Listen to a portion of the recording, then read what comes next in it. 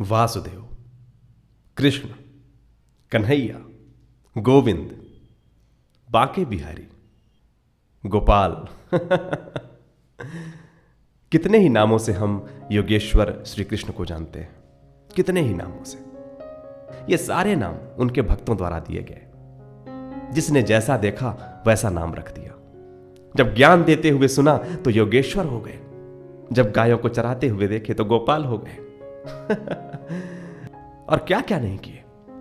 किसी के सारथी बने, मित्र के संबंध को हम सबके सामने दिखाया, प्रेम को हम सबके सामने दिखाया, ज्ञान का प्रकाश पूरे संसार में फैलाया, कितना कुछ। और आज ये सारी बातें मैं इसलिए कर रहा हूं क्योंकि आज श्री कृष्ण जन्माष्टमी है और आज उनके बालपन को लेकर के मुझे एक रोचक प्रसंग मुझे याद आया जो मेरे मित्र ने एक सुनाई थी और उसने कहा था कि ये भक्तमाल की कथा है। बड़ा सुंदर प्रसंग। उस कथा से जो संदेश निकलता है और जिस वजह से मैं आपको सुनाना चाहता हूं आज इस अवसर पर, वो आपको ये प्रसंग, ये गाथा सुनाने के बाद आपको बताऊंगा। वैसे आप खुद ही समझ जाएंगे। प्रसंग कुछ ऐसा है कि कन्हैया की शरारतें इतनी बढ़ गई थीं कि पूरा गांव परेशान हो गया था। परेशान क्या, एक तरह से एक लीला का प्रसंग है। पूरे तंग आ गए थे। और फिर एक दिन सभी इकट्ठे होकर के मां यशोदा के पास कन्हैया की शिकायत लेकर के पहुंच गए। सभी ने अपनी अपनी व्यथाएं सुनाई। किसी की गगरी फूट रही थी, कोई पानी भरने जा रहा था तो घड़ा फूट रहा था, दही का घड़ा फूट रहा था, माखन चोरी हो रही थी, इस तरह की गायें छोड़ दी जाती थी। इस तरह की शिकायतें उनके सामने पहुंच गई और तंग आ गई मां यशोदा। और तब तक में कन्हैया समझ गए कि माहौल बिगड़ने वाला है और निकल लिए। भाग दिए। माता यशोदा ने छड़ी उठाई और दौड़ पड़ी उनके पीछे। कन्हैया आगे आगे ठुमक ठुमक करके भाग रहे थे। माता यशोदा उनके पीछे दौड़ रही थी। और तब भागते हुए कन्हैया कुम्हार के पास पहुंच गए और बड़े भोलेपन से कहा कि मुझे बचा लीजिए, मेरी मैया मुझे मारने के लिए दौड़ रही है। कुम्हार पहचान गया कि अरे ये तो अवतार है। वो जानता था। उस कुम्हार ने कहा कि ऐसा करो, वो पीछे जो घड़ा है जाके उसमें छिप जाओ। कन्हैया दौड़ते हुए ठुमक ठुमक के गए और उस घड़े में छिप गए। माता यशोदा आई और उस कुम्हार से पूछी कि इधर मेरा कन्हैया आया है क्या? तो इसने बोला कि नहीं मैया, इधर तो आपका कन्हैया नहीं आया। अच्छा, लेकिन भाग के तो इधर ही आया है। हाँ, पर पता नहीं कहाँ है। माता यशोदा ने इधर उधर देखा लेकिन कन्हैया कहाँ दिखने वाले थे, वो तो घड़े में छिप गए थे। माता यशोदा वापस चली गई और कन्हैया को पूरी वार्तालाप और पूरी घटनाओं की आहट मिल रही थी। वो सुन रहे थे।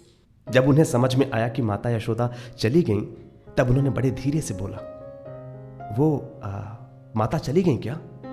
तो बोले हाँ चली तो गई लल्ला। तो अच्छा, ऐसा करो कि इस घड़े को हटाओ ना, मैं निकल जाऊं। बोले ऐसे ना हटाऊंगा लल्ला। तो कैसे हटाओगे? बोले एक वचन दे दो तब। बोले क्या वचन? कुम्हार ने कहा कि मुझे इस भव सागर से तार दो, ऐसा वरदान दे दो। उन्होंने कहा कि अच्छा ठीक है, दिया, अब तो निकालो। बोले नहीं, एक और दे दो। अब क्या? बोलो। मेरे पूरे खानदान को तारने का वचन दे दो। कन्हैया बोले हाँ ठीक है, ये भी किया, अब तो निकालो। अच्छा एक काम और, एक छोटा सा और है। कन्हैया बड़े भोलेपन से बोले वो भी बता दो। बोले ये जिस मिट्टी के घड़े में आप छिपे हुए हैं, ये मिट्टी का घड़ा इन दो बैलों की वजह से यहां तक आई है। आप इन दोनों बैलों को भी तार दो। कन्हैया बड़े भावुक हो गए, बड़े प्रसन्न हो गए। बोले कि चलो ये भी कर दिया। और तब जाकर के कुम्हार ने घड़ा उठाया और कन्हैया निकले और उस कुम्हार की तरफ देखते हुए, हंसते हुए, ठुमकते ठुमकते भाग गए। और वापस भागते हुए कन्हैया के पैर जहां जहां पर पड़े थे वहां की धूल लेकर के अपनी झोपड़ी में छिड़क ली। आज उसके भाग्य खुल गए थे। कन्हैया से उसने सब मांग लिया। भगवान स्वयं उसके पास आए और उसने और जिद करके, मजबूर करके मांग लिया था। कुम्हार ऐसा समझ रहा था कि उसने मजबूर करके बांध लिया था। आप सोचिए, जो एक पूरे गोवर्धन पर्वत को एक छोटी उंगली में उठा के रख सकता है, आपको लगता है वो घड़ा उनके लिए कोई मुश्किल काम था? उस घड़े को वो हटा ना पाते? ये तो कुम्हार का भोलापन था। और वो भगवान तो चाहते थे, वो तो भक्तों के पास, प्रेमी के पास रहना चाहते हैं। बस भगवान की इच्छा ही थी उस कुम्हार को देने की, इसलिए उन्होंने ऐसा वातावरण बना दिया। तो ये भगवान श्री कृष्ण की लीला है। हमारे भाव भगवान को बांध लेते हैं। इस विषय से हम एक संदेश और निकाल सकते हैं, थोड़ा अलग सा लग सकता है आपको। हम ये समझ सकते हैं कि जब हम किसी भी विषय को पूरी शिद्दत से चाहने लगते हैं, किसी विषय के प्रति हम अपना पूरा समर्पण दे देते हैं, तो वो विषय हमारे लिए भी समर्पित होने लगता है, वो हमें सिद्ध होने लगता है।